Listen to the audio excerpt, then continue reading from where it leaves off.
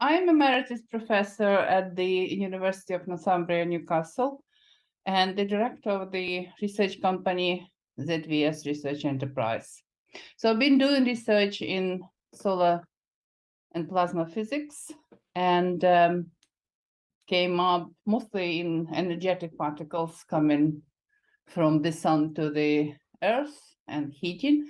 But at some stage, I started doing this general solar activity related to sunspots.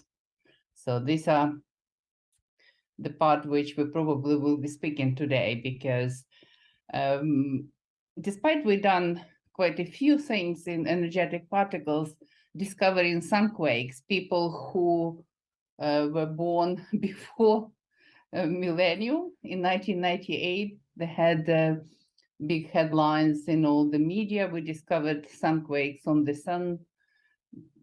Paper was published in Nature, and these have our work become known, and solar terrestrial physics came to the media. After that, there were many different discoveries, not by us, but some others, but nonetheless, this is the part we started. And in 2002, we got European project funding for European Grid of Solar Observation, started investigating sunspots. So the sunspots are the dark spots on the solar surface, look like that. So the sun is an orange circle in which you have these dark spots, which you close up. If you look at the bottom, they look like this with the umbra in center and penumbra around.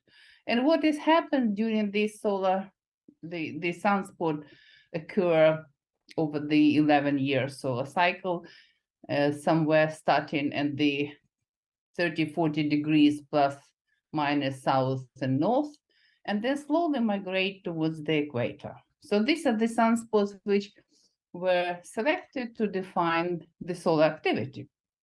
So many of you seen these nice pictures of current solar activity index, which called average daily sunspot number or sunspot areas.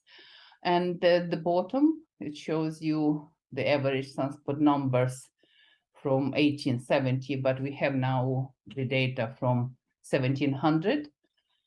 And on the top, they show you butterfly diagrams of the places where the sunspots start occurring at the beginning of the cycle. Each vertical line, this is beginning of the cycle, the sunspot appear on the surface, and over the cycle 11 years between here and here, they slowly migrate toward the equator. And this latitudinal distribution called the butterfly diagrams. So this is the activity which was defined in 18th, 19th centuries by Wolf and other people, and this is what we were using for now as well. What appeared at the beginning of 20th century, that these dark spots, actually not simply dark spots, they are places where magnetic loops are embedded into the photosphere or the surface of the sun. So basically, this is what you see as a sunspot.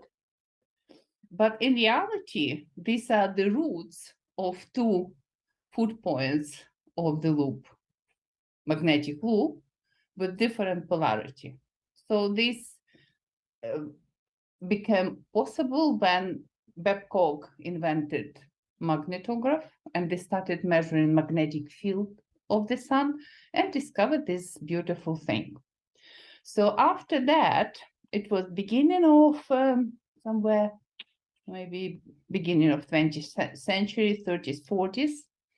And then people tried to understand why this sunspots suddenly migrating towards the equator. And the magnetic field in sunspots was 1,000 times higher than surrounding area. And they always come in pairs, which explains why, because they are part of this loop. So all sunspots in the same hemisphere have the same magnetic configuration. So leading sunspot have leading polarity, and the trailing has transient polarity. So this came up. So the sunspot cycle turned out to be about 11 years. And with the space observation of sunspot cycle, we can observe that during this part, not only on the photosphere with the sunspot, but also in the corona, the emission, these loops become very activated. So this is on the top minimum, 1996 minimum of solar cycles. We don't have much activity. But when you come to 1999, 2000, at the bottom of this picture, you see that the image of the sun in soft X-ray shows a lot of active magnetic loops, which are burning and sending emission to the Earth and other planets. So this is the action of solar activity through sunspots and magnetic loops, which show the food point as sunspots. What happened in 1955, Eugene Parker came up with the idea of solar dynamo, which actually handles this occurrence of sunspots. So basically what he was produced the theory why the magnetic field is changing. So at the start of the cycle, like north is the northern hemisphere polarity, and magnetic field southern and the southern hemisphere polarity. So this magnetic field produces a lot of, at the bottom of the solar convective zone, somewhere in the solar interior, produces a lot of those magnetic loops, which travel from the solar minimum towards the solar maximum. So this middle plot shows you solar maximum, when these loops eventually appear on the surface. And what they do, they basically appear and show the migration of the magnetic polarity southern to the north and northern to the south. So this,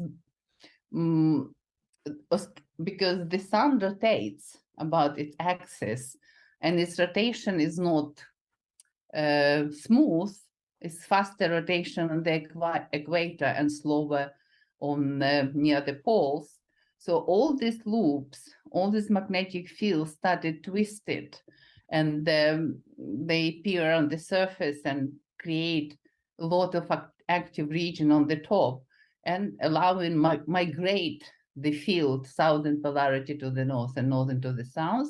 And when they arrive to the next solar cycle, all this loop disappear from the surface. You see there were loops in the solar active stage when the solar was in maximum solar activity. And when you come to the next minimum, all this loop disappear.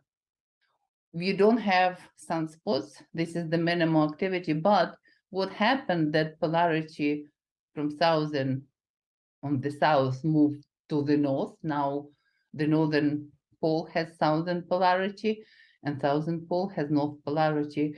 And in the next cycle, solar dynamo repeats the process again. So this is how been developed, and this been many times improved. The solar dynamo theory is flourishing and developing very dramatically with this investigation. And we started dealing with this when we did automated feature extraction on this solar image. So what you get all image of the sun. And previously, all these butterfly diagrams or average sunspot numbers per month were calculated from the drawing. When we came to the digital era, we decided that possibly it's easier to probably detect these sunspots automatically and introduce automated sunspot index. So this is what we done. My group did automated feature extraction. So we extracted these big ones, active region, these red ones, filaments, and these tiny ones, these are the sunspots in the active region, which we now know. These are food points of the active region loops. So we managed to do this, and this is the close-up how they look like.